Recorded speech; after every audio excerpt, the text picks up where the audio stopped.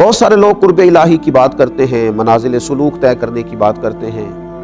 ان رستوں پر سفر کرنے کی بات کرتے ہیں جو رستے انسان کو اللہ تبارک و تعالیٰ کے قریب کر دیں، نبی پاک صلی اللہ علیہ وسلم کی بارگاہ کی حضوری اسے عطا کرے۔ اور پھر دیکھا گیا ہے کہ اس میں لوگ کئی دفعہ بڑا گہرا فلسفہ بیان کرنے کی کوشش کرتے ہیں، اس میں کئی دفعہ لوگ ایسی باتیں کرنے کی کوشش کرتے ہیں جو کئی دفعہ اجنبی سی محسوس ہوتی ہیں، کئی دفعہ کچھ ایسا کہہ دیتے ہیں کہ جو محسوس ہوتا ہے کہ یہ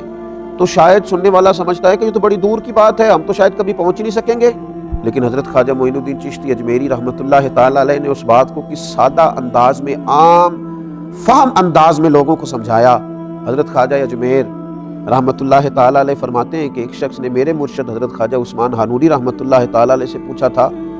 کسی شخص کو کیسے معلوم ہوگا کہ مجھے قرب الہی حاصل ہو رہا ہے، کیسے پتہ چلے گا کہ میں اللہ کے قرب کی منزل کی طرف بڑھ رہا ہوں؟ حضرت خواجہ عثمان ہارونی فرمانے لگے، خواجہ اجمیر فرماتے ہیں میرے مرشد فرمانے لگے، جب تمہیں نیکیوں کی توفیق ملنے لگے اور جب گناہوں کی نفرت تمہارے دل میں آنے لگے تو سمجھو تمہارا سفر قرب الہی کی طرف ہو رہا ہے، اب تم اس رستے پر چڑھ گئے ہو جو اللہ تبارک و تعالیٰ کی بارگاہ کی طرف تمہیں لے جا رہا ہے، اب تم اس راہ کے مسافر بن گئے ہو جو راہ تمہیں رسول پاک علیہ السلام کی محبت کا راستہ دکھائے گی۔ تو ہمیں بھی دیکھنا چاہیے کہ اگر تو تقوی اور طہارت کی وجہ سے، پرہیزگاری کی وجہ سے ہمارے ذہنی ساخت اور ذہنی کیفیت اس طرح کی ہو رہی ہے کہ نیکی کی طرف جی بڑھتا ہے اور گناہ سے نفرت ہوتی ہے، تو پھر اس کا معنی یہ ہے کہ قرب الہی کا کچھ نہ کچھ سفر اللہ کی توفیق سے میسر آ رہا ہے۔